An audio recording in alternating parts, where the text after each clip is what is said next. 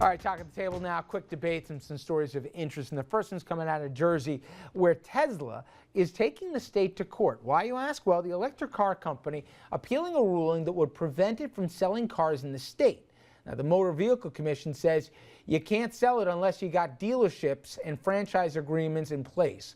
So Tesla, for example, they just struck a deal in New York, and it's going to keep its 5 stores here, but only if any new ones operate as dealerships. Andrew, this bugs you.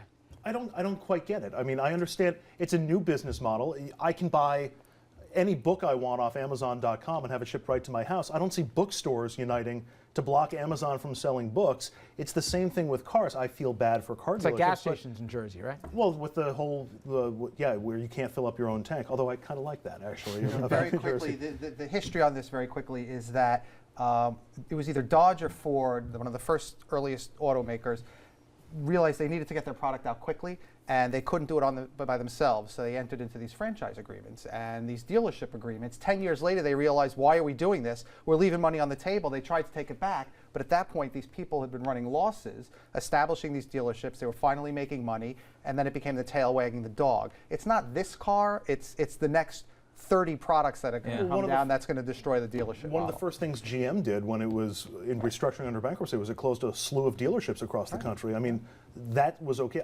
Again, it's a different business model. You want to beat them, build a better mousetrap. Don't change the law. All right, this next story out of Maryland, where state lawmakers trying to tighten the reins on the production of the Netflix miniseries and hugely popular House of Cards. Now, state producers of the show, they've threatened to move production if the state doesn't give them a sweetheart deal, better tax breaks, and more. Now, legislators, they're trying to strong-arm the show into staying by possibly declaring eminent domain on the sets and the equipment. Good luck. Dominic, this seems, destined for a breakup here, but it's really extortion in a certain way.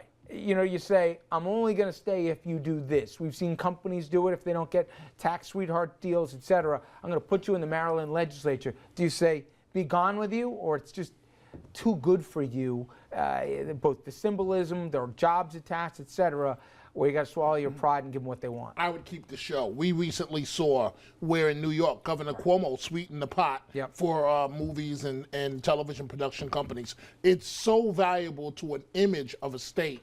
I don't see any downside. I completely agree. The tax credits are a legitimate function of government. They're supposed to keep these things here. You go down, also in Maryland, you go down to Fells Point outside Baltimore, and they have where Homicide: Life on the Streets was shot. They have a plaque up there, and people go. I have but pictures. Do you set a precedent to say the next company who says, hey guys, I'm going into Virginia if you don't do this for me? You give them the money. You give them the money. You give them the tax credits. Marty Golden in New York led that for Steiner Studios and for other constituents, and look what we have.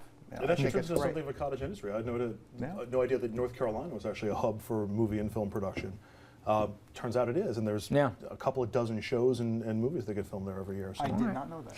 Finally, as we mentioned right before the break, David Letterman, he's calling it quits. The host of The Late Show announced that he will call it a career next year, 2015, during his taping this afternoon. He told both the audience and obviously he had told staffers a little before that. He has been in the 11:30 slot here for CBS going back to '93. I did a double take when I saw that. It doesn't feel that long. Before that, as you know, he really created what was late night on NBC, that 12:30 spot. It debuted back in 1982. Iconic, but who do you think fills the slot? It's interesting. The Fallon experiment seems to be working so far for NBC. Do they go younger? Do they try and fit a different demo here and try and find somebody else? Can a Colin Ferguson maybe move from 1 hour later, earlier? If you follow the Fallon model and Conan before him with Jay Leno briefly, the farm team, then it would be Ferguson. Yeah. I actually think Jon Stewart may be the guy that they wind up tapping. He's a CBS property owned by Viacom also. I know there have been rumors about it. I think it would be a good fit for him. I say score one for gender equity and give it to Sarah Silverman. Really? Yep. She's never done it before. She's never. How could it not be a woman? Well, Chelsea Handler, She's too blue. I happen to watch it most nights. Blue? I think it's hilarious. Silverman's not bluer than her? I think it's a different kind of blue. It's sort of a light blue and a dark blue, but I think it should be a woman. talk about being nervous every night, what Silverman's going to do. That's what you tune in for. You tune in for edgy. You don't tune in I'm for changing safe. my mind. I think it should be Dominic Carter. I think Dominic would be fantastic. Richard French. Nice try. Nice try, Don. What do you think? I've always been a Jay Leno fan. I wish Mr. Letterman luck. I never thought he was very funny at all. That's You wanna interesting. bring Leno back? Imagine You wanna Leno bring- coming back. I would love to see him come back. If Letterman might unretire if he Yeah, gets another yes, show that goes yes, to Leno. yes. That's funny. Imagine if that happened. Yeah. Oh, yeah. That would be good stuff. Okay.